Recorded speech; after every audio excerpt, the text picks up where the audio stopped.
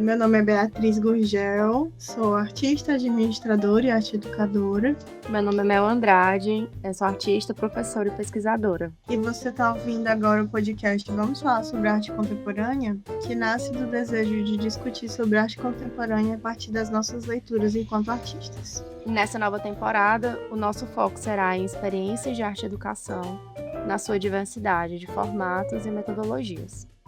A gente vê um espaço em branco, um galpão.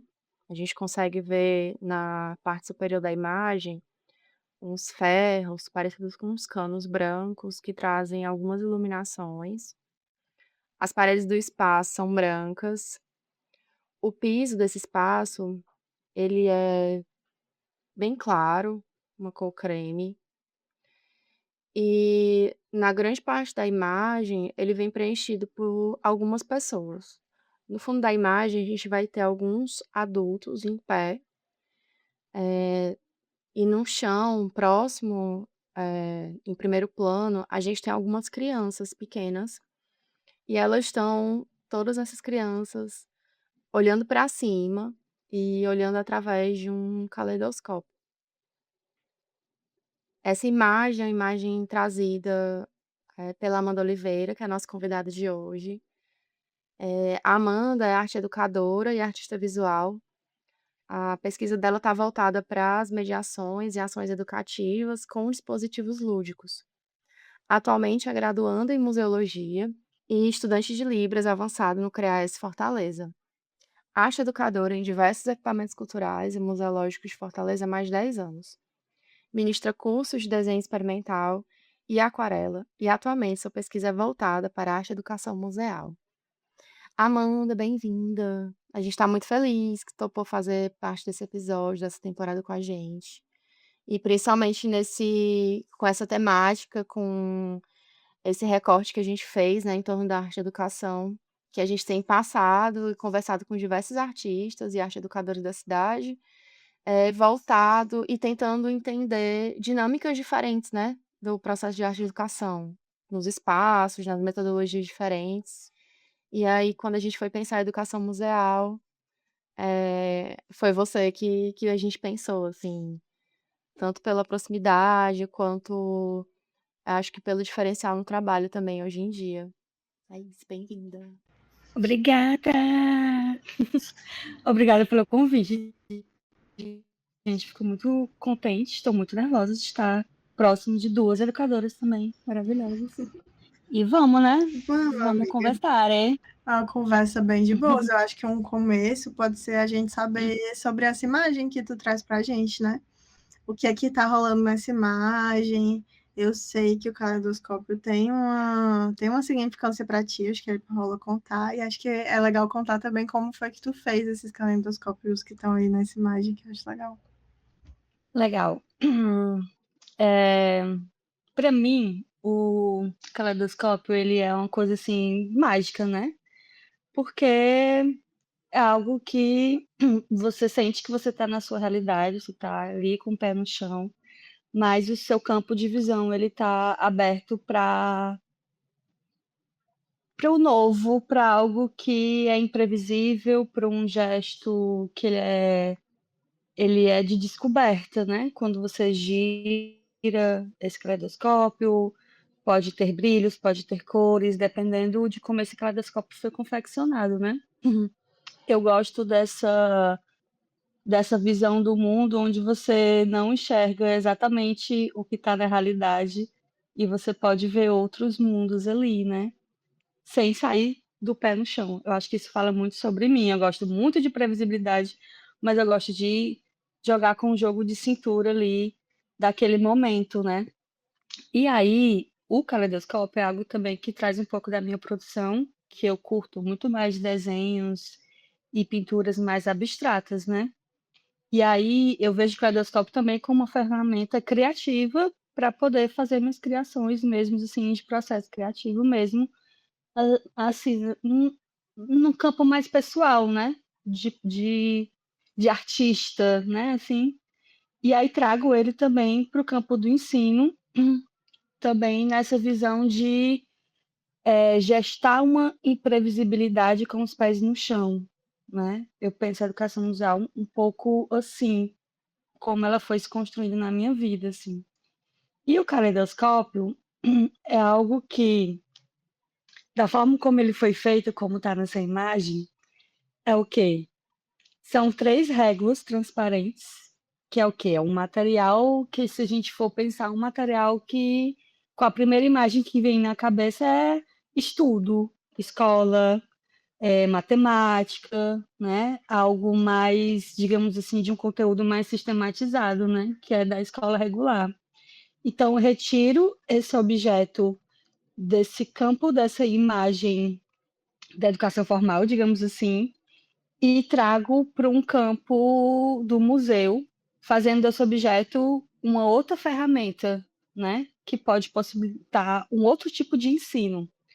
De uma forma simples, um material simples, ele vira um caleidoscópio, algo que não foi criado por mim, né? Tá aí sempre, que é juntar essas 3 réguas, vira um triângulo transparente, e eu não quis colocar nada que pudesse gerar imagem junto com essas 3 réguas, né? Eu quis que a transparência estivesse ali também presente. Era importante que essa transparência estivesse para dar possibilidade para o ambiente, né, gerar novas visualidades. E aí, ele surge também dentro de possibilidade de prática de museu, quando eu li o Risonê do Antônio Bandeira, que é um artista, né, cearense, que estava em cartaz até pouco tempo no museu onde eu trabalho atualmente, que é a Pinacoteca, e uma exposição belíssima, assim, e a gente leu em algumas pesquisas que ele também costumava ter um caleidoscópio para poder olhar a realidade e aí tirar criações e ideias para poder pintar, né? E aí isso foi muito inspirador no sentido de que o caleidoscópio passa a ser uma lente de processo criativo, né? E aí, passando para uma prática de mediação, quando a gente traz o caleidoscópio, né, foi pensado em ser uma lente para produzir desenhos caleidoscópicos, né, desenhos abstratos, né, dentro de uma experiência de mediação de uma exposição da Cláudia Andujá, também que estava em cartaz na época na Pinacoteca, e era uma exposição que falava, dentre muitas coisas, sobre fotografia, né? Porque Cláudia Andujar era fotógrafo. Então, como falar de fotografia de lentes, né?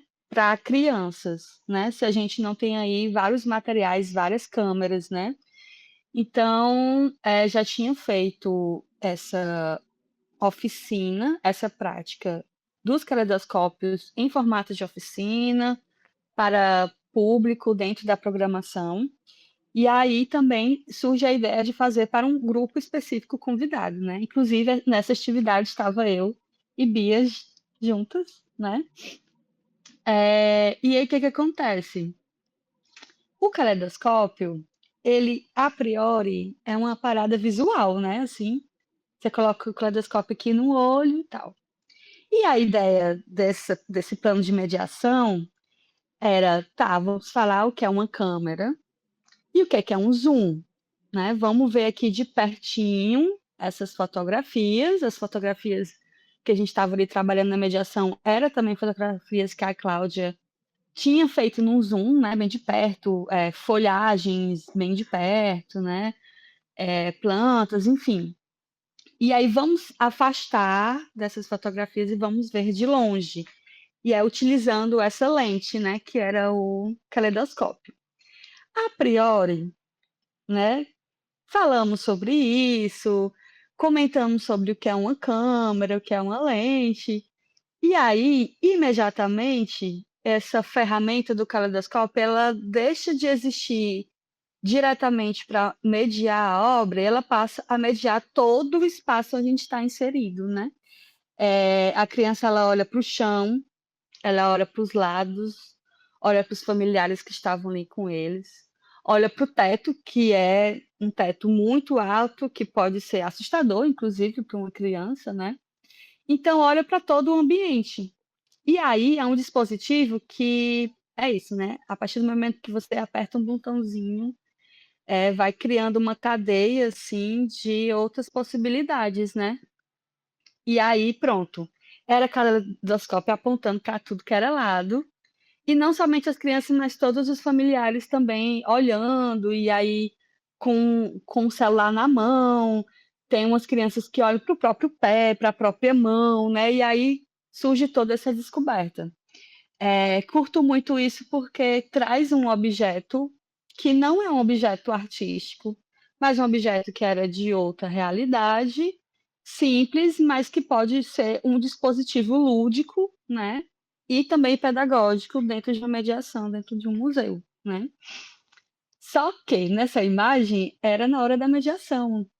E aí, o que que nós iríamos fazer depois desse momento dentro da exposição era sair da exposição, ir até um espaço de ateliê, o que na verdade a gente ia passar por vários outros ambientes, inclusive ambiente aberto de um pátio, onde ia ter uma planta, onde ia ter outro clima, ia ter sol, ia ter o céu aberto. Então, esse caminho também foi guiado por esse caleidoscópio.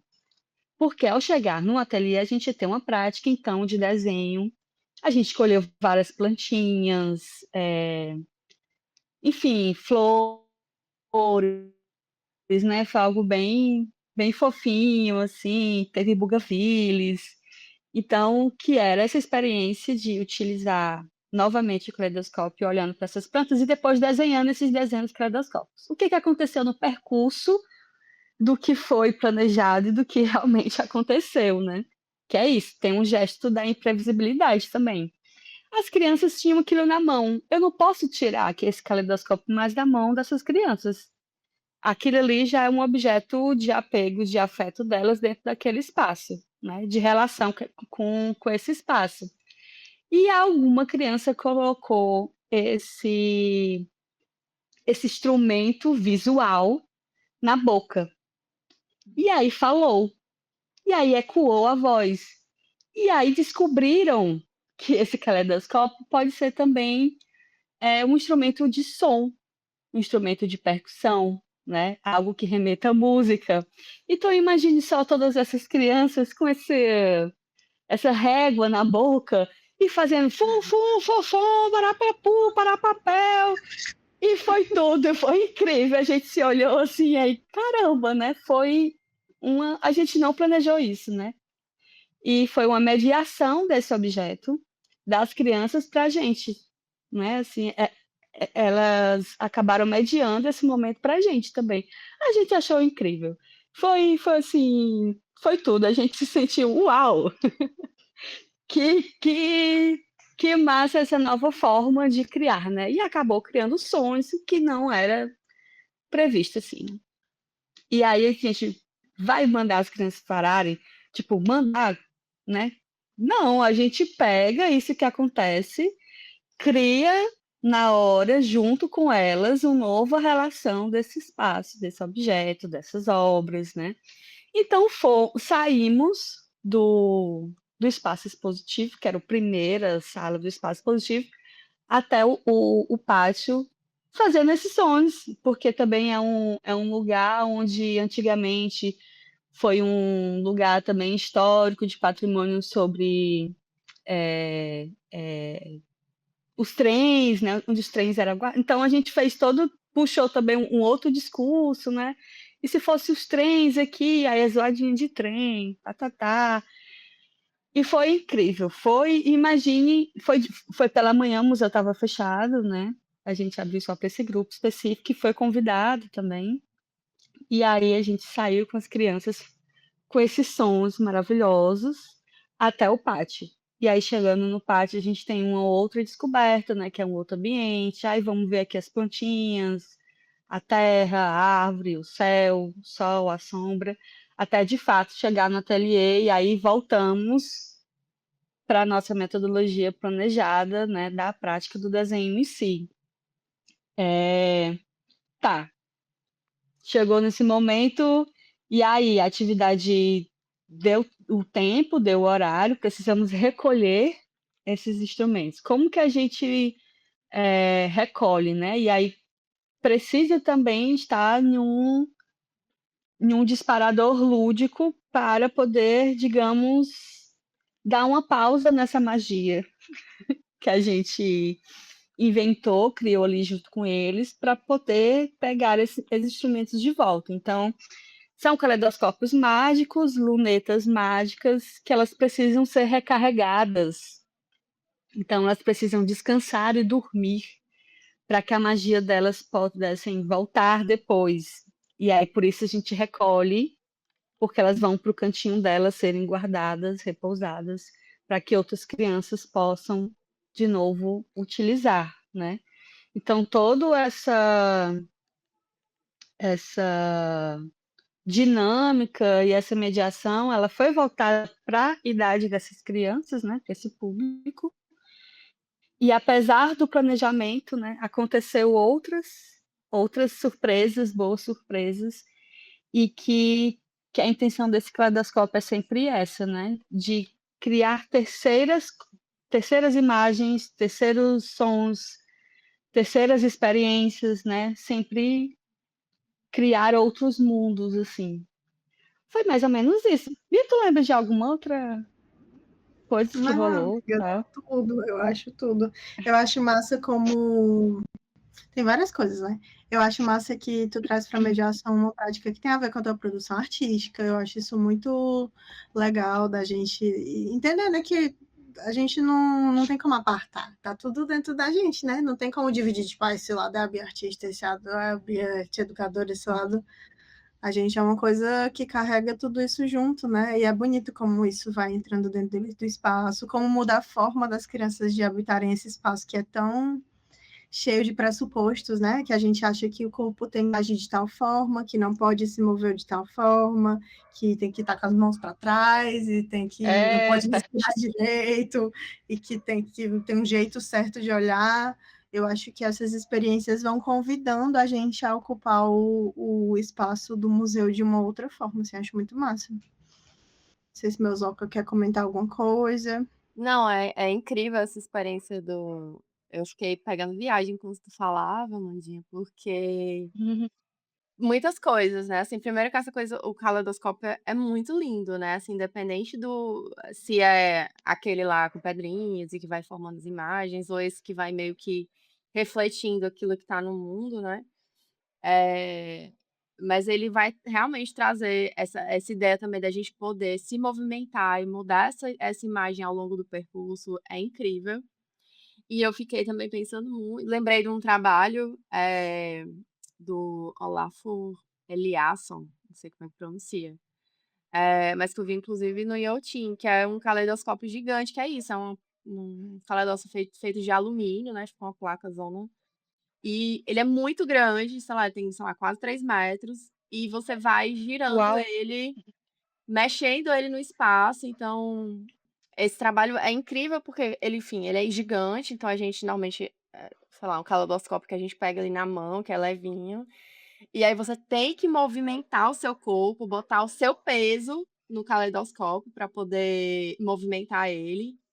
E você vai vendo tudo, né? Então é um contato direto com a natureza, né? Porque, enfim, dentro do iotim e tal. Então a gente ficava. E aí, ah, um lugar que é mais claro, a gente vai conseguir imagens mais interessantes. Então, para pensar, por exemplo, quando tu fala, né? Para pensar a fotografia, essa lógica da imagem. Então, se a gente está falando também sobre imagem, está falando sobre luz. Então, então qual é o lugar mais iluminado que a gente vai conseguir uma imagem mais legal? Então, tipo assim, é um trabalho muito legal. E outra coisa que eu fiquei pensando bastante foi como que foi. Eu até anotei aqui que tu falou, né? O gesto da imprevisibilidade. Porque é justamente esse. O estar. Né, eu ia falar isso, estar em sala de aula, porque é onde eu tô hoje, né? Mas estar nesse lugar de arte Uhum. educadora faz a gente tá o tempo todo nesse gesto da imprevisibilidade, né? A gente aceitar o que sai do percurso porque faz parte, porque a gente está num processo de mediação ali com a criança, com o adolescente, com o adulto, enfim. Mas, tem uma coisa interessante que quando tu traz isso no final, né, assim, dessa fala. Ok, tive esse gesto de imprevisibilidade, mas depois a gente retomou a metodologia, né, planejada. Então, assim, e aí eu queria, que tu falasse um pouquinho também sobre isso, mas o quanto também é importante a gente lembrar que todo esse processo, de arte e educação que a gente faz, ele não é um processo só de livre expressão. Ah, então vamos aqui, o que esse objeto gerar, ele vai ser gerado e o resultado é esse. Até certo ponto, né. A gente também precisa, e faz parte da nossa pesquisa enquanto artistas, enquanto arte educadoras, a gente precisa também que esse planejamento exista, porque a gente está, trabalhando com uma metodologia, e principalmente quando a gente está inventando metodologia ou experimentando uma ação nova, né. E aí eu quero uma das perguntas que a gente tinha feito, que tu falasse um pouquinho como é que a gente pode definir, assim, o que que é essa arte educação e especificamente o que é arte educação museal. Aí que tá, né? Definições. É babado. Definições bem abertas, né? Porque essas definições elas vão se atualizando na medida que a gente vai vivendo e vai meio que olhando para elas em outro campo, né? De momentos assim da história do babado, né? Eu já pensei que a arte educação já foi muitas coisas. Hoje em dia, eu acho que antes de falar sobre o que é arte educação dentro de museu, né, o que é arte educação museal, a gente tem que lembrar quem é a pessoa que está ali fazendo essa arte educação, sabe? Da onde é que ela veio, né? Porque quando a gente fala em arte educação museal, parece que a primeira coisa que a gente pensa é vamos falar sobre o museu, né? E na verdade é quem é essa pessoa que não se espera nada, mas também se espera tudo, porque é um campo assim que não existe uma formação específica para esse profissional, né? Qual é o curso desse educador museal? Que tipo de formação ele tem, né? De onde é que ele veio? Que tipo de experiências ele viveu antes de chegar dentro de um museu, né? A arte educação ela acontece quando ela não existe, pelo menos é o que até hoje eu li e vejo que a galera gosta muito de separar, né? Assim, o que é ensino formal, o que é o não formal, o que é o informal, o que é o integral e onde é que o museu está dentro disso, né? Uhum. E há muito tempo existiu educação artística, existiu educação patrimonial, até chegar esse termo de educação museal, né? Mas antes de tudo, eu gosto de pensar desse ponto de partida, de quem é essa pessoa que faz essa arte educação, né? Se ela veio diretamente de uma escolha, de um curso, de uma faculdade, eu fiz história, né? E aí quero fazer oficinas voltadas para determinado tema e acabei chegando no museu, né? Porque o museu, na minha visão, é um campo do patrimônio material e imaterial, da salvaguarda dessas memórias. Eu fiz artes, e aí, em determinado momento, talvez seja a nossa experiência, né? Nós três acabamos numa bolsa, num estágio, que ia para o museu e lá descobrimos outras metodologias que não eram de escola, da licenciatura, e aí descobrimos o que é arte e educação dentro do museu. Existem outras experiências que é as pessoas que, eu já faço um curso na ONG aqui perto da minha casa, aprendi a fazer crochê com a minha avó, ensinei aqui para a galera, e aí de repente eu estou fazendo oficinas de crochê. E aí, de repente, eu estou sendo convidada para alguns projetos para dar essas oficinas. E aí, de repente, entro no museu porque sei dessa manualidade também e tenho essa expertise da comunicação, da relação, porque eu gosto de arte, então parte muito de onde eu vim, né? Eu fiz química, eu já trabalhei com um educador que fez química e estava no museu. Isso fez assim, ó. E aí ele, em toda atividade, ele trazia a formação dele.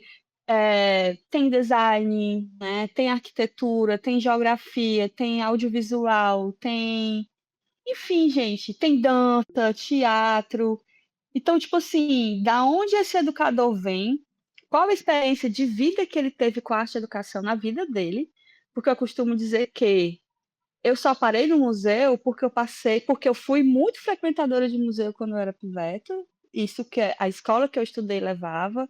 Quando eu era adolescente, eu curtia de ir para esses espaços, e porque eu sempre gostei de estar num momento de ensinagem com as pessoas, né? O que, que a ensinagem, ela não precisa estar ligada diretamente com uma instituição, é uma ensinagem, você está ali em roda, né? Em partilha. Então, da onde esse educador vem, para a gente pensar qual é a arte-educação que ele está pautado, que ele está na existência, que está no corpo dele ali, que ele vai compartilhar, seja em qualquer instituição que ele passe, que aí ele vai botando ali, ó, na bolsinha dele, várias experiências, não só com a exposição, não só profissional, com outros cargos e funções dessa instituição, mas também com as pessoas que ele vai encontrando, né? E aí o museu é só um recorte, né? O guarda-chuva maior é a arte e a educação e tal, as políticas públicas, culturais importantíssimas, e o museu ela é uma fatia desses dispositivos assim de criação de ensinagem, né? Melzinha levantou a mão. Achei tudo. Vamos hablar. Não, é só porque tu falou isso e realmente, né? Assim, eu estive em muitos museus na cidade. E aí, eu acho que o museu que tinha maior diversidade, assim, de formações que eu trabalhei foi o Museu da Indústria. Porque tinha historiador, geógrafo, eu e Luísa das artes, tinha pessoal da pedagogia, assim, tinha uma diversidade muito grande acho que tinha um cara da física. Então, tipo assim, a gente conseguia, pensar em outras formas de mediação por partir de lugares muito diferentes, né. É isso, não se espera diretamente uma formação, mas também se espera tudo desses educadores, né? Que eles saibam sobre muitos assuntos, né? E aí, a mediação cultural que acontece dentro de museus, ela é uma prática, né, que vai levar em consideração aí diversas metodologias, né? É um conjunto de metodologias, é um conjunto de estratégias, né, que toma como partida, eu digo por mim, eu sempre tomo como partida a minha pessoa, né? É da onde eu vim, que tipo de coisas eu curto fazer. Então, eu parto primeiro desse lugar, desse processo criativo meu, né? E aí sim criar metodologias, esses conjuntos de estratégias e metodologias que vão ser adaptadas para os diversos públicos, né? Que vão ser também alocadas nesse ambiente do estar dentro de uma exposição ou de uma obra, né? Ou da própria estrutura do prédio, né? Então, mediação cultural é você levar em consideração também todas essas diversidades, né? E entender que dentro de um museu é um outro tempo, é uma outra ensinagem, e um outro tempo que eu digo é tempo mesmo, assim, é 1h30, é só 2 horas, é um tempo que tem que considerar tantas coisas, não só a mediação, né? Vai ter prática, vai ter alguma ação poética dentro da exposição, vai ser fora da exposição, e o tempo da recepção, e o tempo de descer do ônibus, né? Enfim, assim, acho que a mediação cultural, ela é esse leque de estratégias que não são estratégias padrões para todos nós, né? Existem muitos tipos de mediações, muitos tipos de arte-educação dentro do museu, até mesmo aquelas pessoas, eu já trabalhei com duas pessoas que a gente costumava chamar, se vier um grupo de ensino médio muito cabeçudo, muito Enem, sei lá, assim, uma coisa mais ou menos assim, chama essas duas pessoas que eles são cabeçudos. É eles que vão lembrar das datas de tudo, que vão, tipo, assim, no ano tal, papapá, e vão dizer, assim, informações cabeçudíssimas, vai puxar assuntos, assim, gigantescos, e se for uma galera que tá agitadíssima e tal, chama a Amanda que ela faz um movimento assim, ela não fica parada, ela chama, tá entendendo? Então, tipo, cada um tem uma característica, então são muitas artes educações acontecendo, né? Assim, não é só uma. E eu acho que é isso. E aí cada um tem sua estratégia, né? Enfim, Total. acho que até fora desse museu, né? Até em outros espaços culturais também. Eu estava te ouvindo falar, e aí eu lembrei da Mel falando de metodologias e objetivos, né? Quando a gente estava falando sobre a coisa do caleidoscópio, de ter voltado. E aí eu lembrei que antes de ter essa conversa aqui com vocês, eu conversei com um amigo que não tem muita relação, não entende muito bem o que é arte e educação museal, né? Aí eu disse, o que você gostaria de saber? Ele, queria saber qual é a função de vocês, assim, qual é o objetivo. Aí eu disse assim, o que você acha que é o objetivo? Aí ele respondeu dizendo assim, eu acho que é informar. E aí eu fiquei pensando sobre os tantos objetivos que existem, porque às vezes quando a gente chega com um grupo cabeçudo desse, o que eles querem de fato é informação, né? Eles querem reter informação.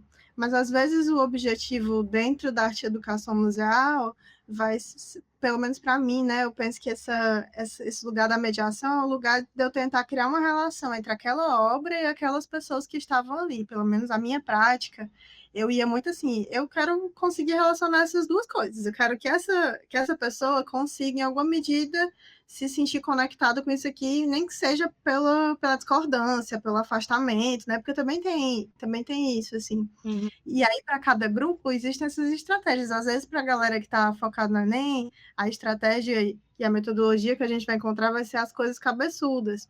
Às vezes, quando a gente está com a criança, a forma que a gente vai encontrar de conseguir fazer com que ela se relacione com aquele trabalho é com uma brincadeira, né? É com um jogo, é com a caça ao tesouro dentro das exposições que vai fazer com que ela consiga olhar para cada obra com atenção, mesmo sem ela perceber que ela está fazendo isso. E fiquei lembrando dessa coisa que a Mel falou assim sobre metodologias e objetivos e pensando nisso de que como o nosso campo ele necessita que a gente crie essas coisas, né? Tipo, criar novos objetivos diferentes daqueles que a gente já está acostumado a ler, criar novas metodologias que não são as metodologias clássicas e que se a gente botar no Google assim, metodologias, aí vai aparecer uma série de opções de metodologias que muitas vezes não se enquadram naquilo que a gente está fazendo, né? Aí é só isso, assim, fiquei com vontade de partilhar essa informação. E aí você encontra onde, né? Assim, como tu falou, né? Vou botar no Google, vamos aqui. Acho que muitas das coisas que eu li e que gostei de ler, que não gostei de ler, sobre metodologias de mediação e de arte educativa de museu, foram outros educadores partilhando suas experiências e seus relatos, né? Que tem aquela história de você se espelhar. Eu acho tão bonito isso, de você estar mediando junto com alguém e você ver como é que essa pessoa tá se relacionando com aquele assunto, com aquele ambiente, com aquela obra. E aí você vê que se faz sentido para você e você cria também a partir disso. Querendo ou não, galera, é um processo de criação, né? Assim, só que é com o seu corpo ali dentro da pesquisa junto com a galera. Então, são tantas camadas, cara. Mas assim, eu lembro que a gente teve uma mediação que era dividida com outro grupo, com outras características, assim. E aí, a gente mediou, pipipi, papopó, achamos incríveis. Uau, foi muito legal. E aí a outra menina pegou o grupo, foi lá e mediou em outro lugar. E aí no final ela, mas é porque vocês falam qualquer coisa, né? Ela chegou pra gente conversar. Vocês falam qualquer coisa, né? Deixa sempre muito aberto para eles responderem, né? Mona, como assim? E aí foi um julgamento. Aí eu fiquei, aquilo me pegou, assim, né? Eu me senti altamente julgada, assim. O que que. Mas assim, eu fiquei pensando, o que é ter um assunto muito fechado, né? Assim. E assim, eu não julgo isso de volta, assim, né? Porque é isso. A pessoa, ela tem essa característica de jogar informações, às vezes é que o grupo quer também, né? Mas é legal. Acho que o caleidoscópio ele existe também nesse momento, né? De você aprender a mediar com outras pessoas, né? Fazer essa reflexão entre você e a outra pessoa, a sua mediação e a mediação da outra pessoa, da sua prática da sua prática pedagógica e lúdica também, e o da outra pessoa, e criar uma terceira coisa, criar uma terceira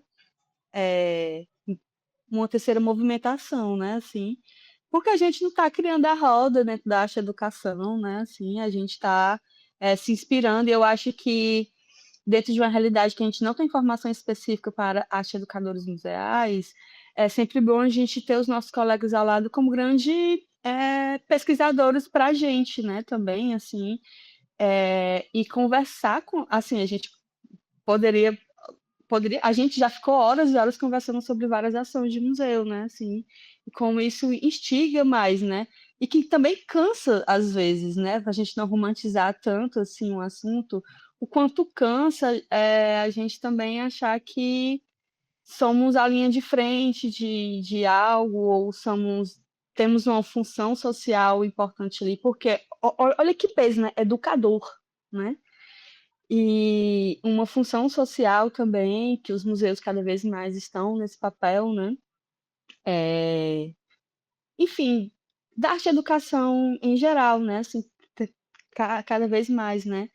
E aí cansa um pouco, a gente tem muitas pequenas, miúdas batalhas, né, que são importantes, lutas também da profissionalização, da formação desses educadores, para que a arte educação ela seja vista, respeitada, né, a gente tem várias políticas de direitos culturais, tem a PENEM também, né, mas cada vez mais, se a gente relatar nossas experiências também não romantizando tanto, mas colocando o que rola, o que não rola, sempre é tipo um caleidoscópio para nossa própria formação também, né? Assim.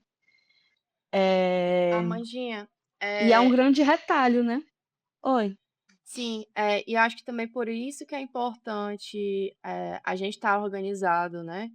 Por exemplo, a gente tem a REM, eu não sei como é que tá agora, né? Mas de ter esse tipo de organização, por exemplo, a gente na prefeitura, a gente acaba se organizando muito em torno do sindicato, né? Mas eu sinto muita falta, porque isso também, enfim, essas trocas, a gente pensar as políticas públicas, a gente pensar, de ter, enfim, conversas sobre esse lugar, né, desse arte educador, independente do lugar que a gente estiver, ele é importante porque se a gente não se coloca ou a gente não avalia, faz esse tipo de avaliação, a gente também vai sendo meio que deixado de lado no lugar das políticas públicas mesmo, né. Então talvez isso seja importante, em torno disso. Eu queria também, amiga, te perguntar sobre a gente percebe que a tua prática artística, ela costuma estar muito vinculada, eu não sei, a sensação que eu tenho é que a tua prática artística, as tuas pesquisas em arte, elas vão, desdobrando, né, nas oficinas e nas mediações, enfim, nas ações de arte e educação. E eu sei que, assim, o que eu lembro, né, assim, das pesquisas com a linha, as pesquisas com aquarela, aí tal hora tu estava fazendo uma oficina sobre. E aí, recentemente eu tenho visto que tu tem feito muita oficina em torno de principalmente com as crianças, né, a ideia de laboratório, da restauração, do acervo. E aí eu vi que tu tá fazendo uma formação, né, de museologia também, tem tido um contato, maior com essa pesquisa do Restauro, enfim. Eu queria que tu falasse um pouquinho sobre como é que tu vê essa relação, né, da tua pesquisa em arte, da tua prática, né, se desdobrando na mediação, se desdobrando nas oficinas, e como é que tem sido pensar, essa lógica da restauração, do laboratório, né, que tem um caráter mais técnico, assim, né, mas também Uhum. que dá para brincar muito, porque parece uma coisa meio cientista, assim. E é diferente quando a gente vê dentro do museu, né, dentro de uma ação, com criança principalmente. Show. É minha grande paixão ultimamente, são pensar essas atividades, né? É, então, o que que acontece?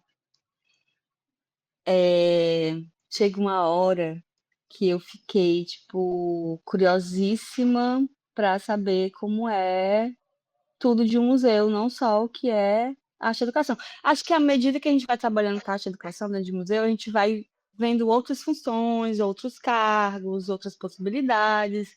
E aí, ao longo dessa trajetória profissional, eu, aqui e acolá, tinha alguma experiência perto do acervo, perto de montagem de exposição, de produção de exposição, mas nada disso me, sabe assim, sabe quando você passa por essa experiência, mas nada era tão, eu quero estar aqui definitivamente, né?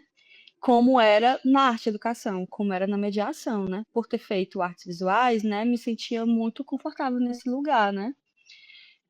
Mas sempre tive vontade de fazer museologia, era um grande sonho, assim, né? Talvez meu grande sonho fosse fazer um curso de arte e educação museal, que ele não existe ainda, né? Mas a museologia, ele se aproxima também.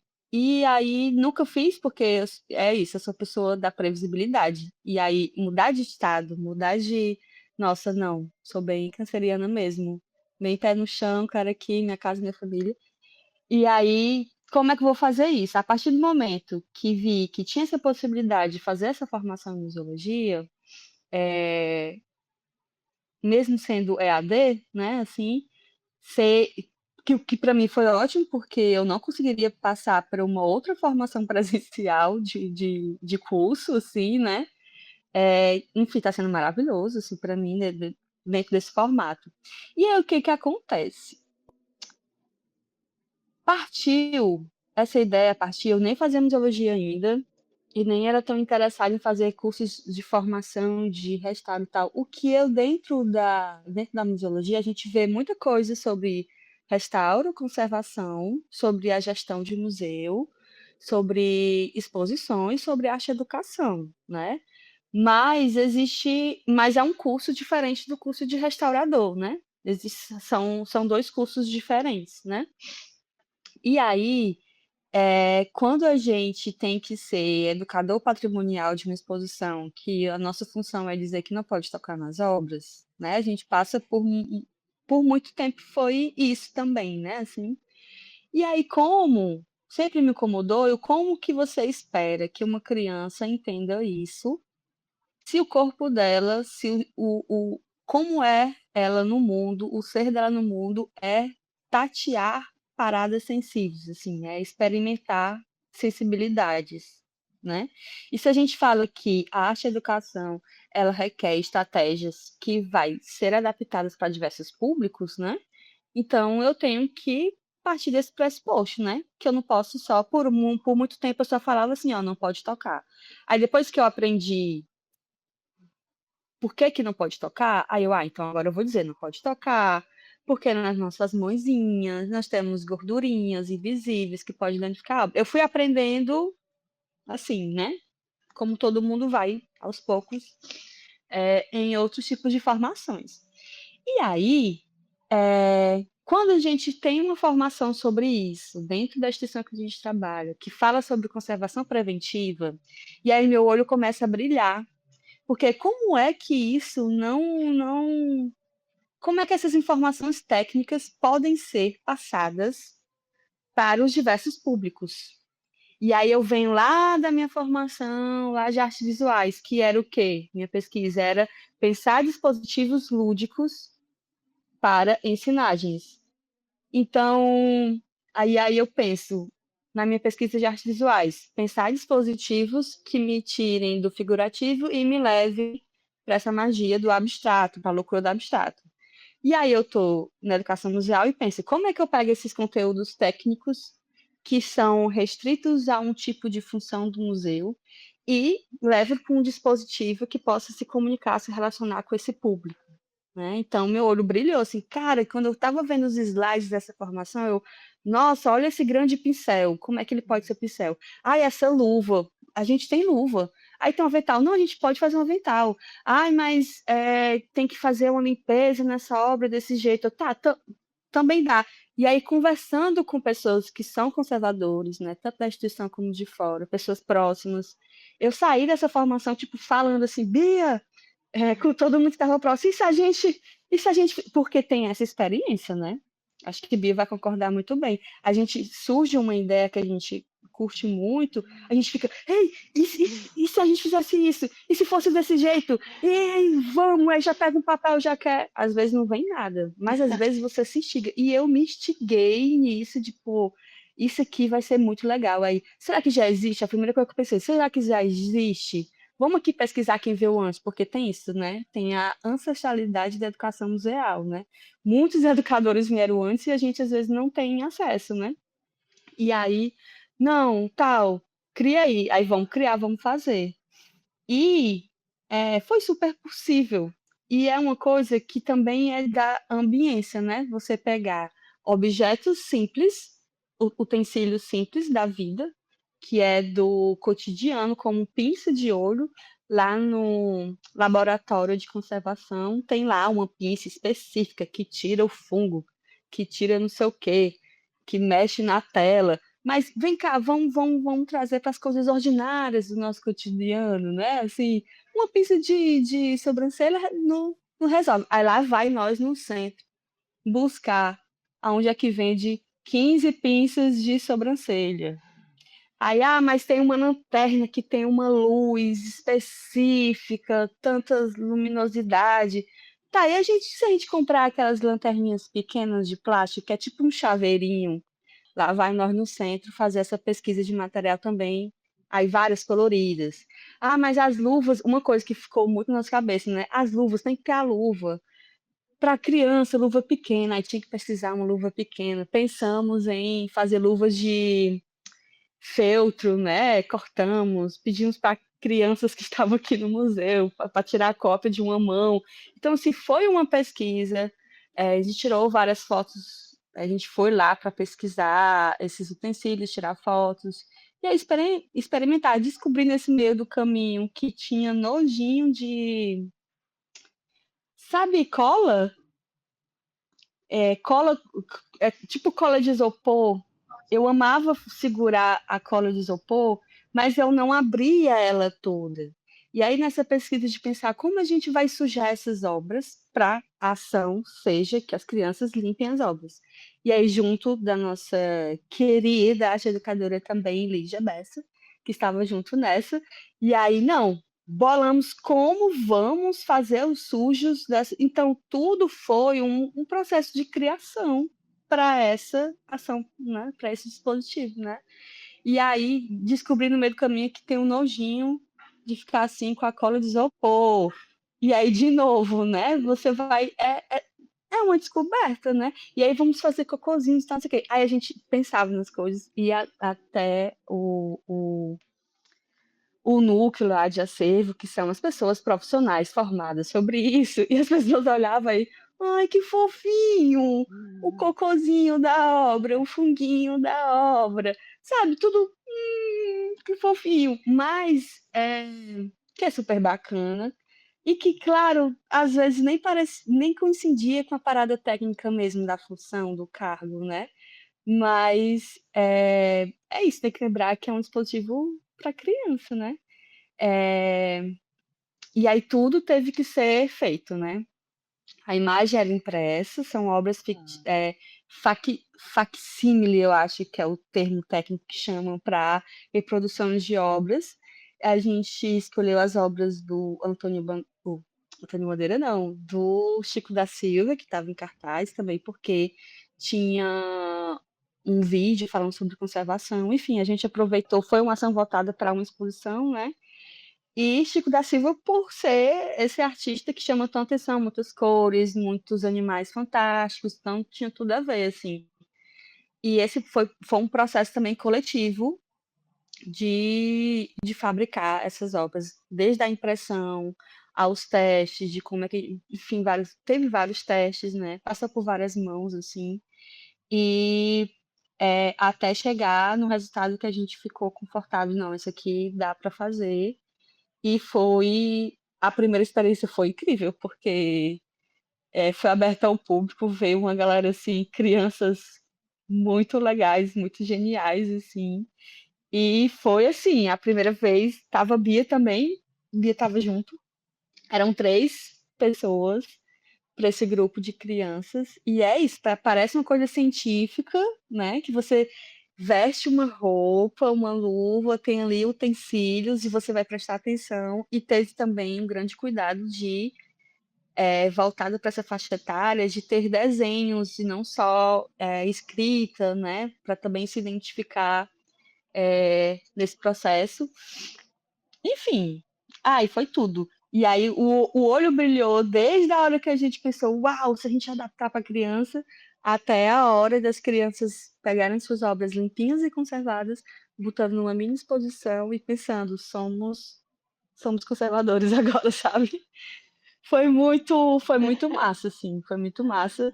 E é isso, é de qual que seja o conteúdo que é sistematizado e técnico, parece que ativa uma chavezinha na minha cabeça. E se eu adaptar para um dispositivo aqui mais, entendeu?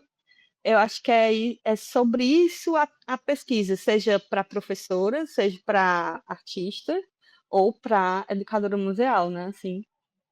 E aí, vai, Bia, conta. Não, amiga, só eu te ouvindo falar várias coisas, vou lembrando também, né? Porque o contexto, trabalhava na Pinacoteca junto com a Amanda, estava lá enquanto educadora, e depois saí de lá, fui para a escola formal, e agora eu estou num outro espaço, como atelierista de crianças muito pequititas, de 1 a 4 anos, são bebês. E aí eu fui te ouvindo falar, lembrando várias coisas. Primeiro que a nossa prática é um processo de criação também, né? Como é essa coisa de ser artista e estar nos espaços, né? E como é difícil, é uma coisa que é muito comum, que eu lembro de vários educadores da gente conversar e ficar assim, como às vezes a gente acaba abandonando a nossa produção artística, entre aspas, quando a gente está dentro desses espaços, porque é cansativo. Quem é que consegue criar depois que chega em casa, depois de 40 horas de trabalho semanal? É difícil, né? Tomar uma quantidade de tempo muito grande. Então, a gente, de repente, pensa que não está mais produzindo, pensa que não é mais artista, pensa que o processo de criação não está mais acontecendo.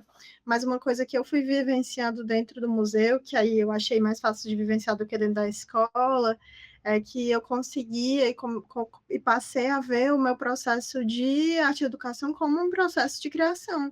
Então, eu entendia que aquilo ali também era arte, eu também estava sendo artista ali. Ainda que tivessem outros propósitos também juntos, eu ainda me via enquanto artista, né? E como é criativo isso, né? É um lugar de invenção, de criação, de pensar, de acessar, que às vezes parte de interesses e desejos pessoais nossos, e que a gente vai encontrando formas de trazer isso para o outro. Lembrei disso.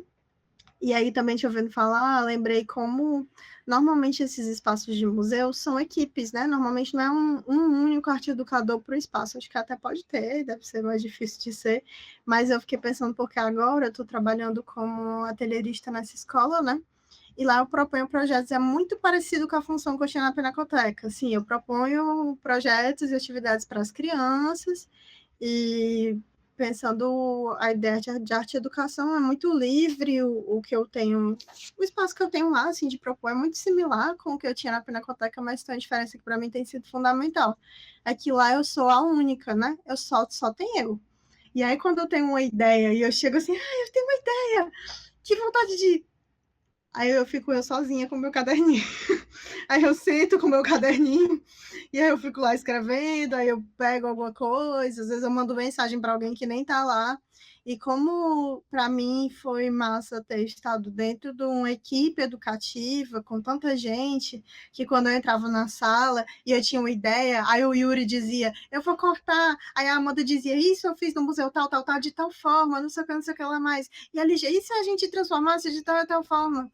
E a Lisa chegava, e se eu botar... E aí, de repente, uma ideia que era uma coisinha assim, foi se transformando e vai virando um grande processo de criação coletiva, vai virando, né, essas experiências desses outros educadores vão se somando para que isso se transforme em outra coisa. E como eu tenho sentido falta disso, assim, esse espaço de estar junto, né? Para a gente que trabalha com arte, estar junto e estar em conexão com outra é tão importante.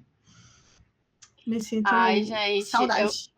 eu, eu sofri agora, porque é a mesma lógica na escola, porque a gente tem todas as turmas da escola e é só a gente, não tem outro professor para trocar. Vai pensar numa ação, vai pensar numa coisa, não tem, você fica ali quebrando a cabeça sozinha. É muito puxado mesmo, faz muita falta isso. Eu acho que a primeira vez que eu fui mediadora, minha primeira experiência, eu era mediadora sozinha também. E aí eu tinha muita vontade de entrar numa equipe educativa, porque eu queria externar, né, essas experiências. Mas também foi só uma vez e não curti muito não, assim, também me senti um pouco sozinha, assim. Mas também me deu outras possibilidades de fazer outros tipos de aprendizado, né? De ir para um agendamento, de ir para um acervo, de saber o que é uma ficha técnica, não sei o que, não sei o que. Aí rolou, mas sobre arte e educação mesmo, assim, eu me lembro muito, a gente até tá em casa. Às vezes podia ser folga minha ou da Bia. E a gente no WhatsApp, mulher, e se a gente colocar isso na programação de tal mês? Eu, mulher, descansa. Descansa, mas a gente não descansa nunca. É, foda. É um ponto sobre isso, hein? É um ponto sobre arte e educação. Parece que a gente não descansa nunca.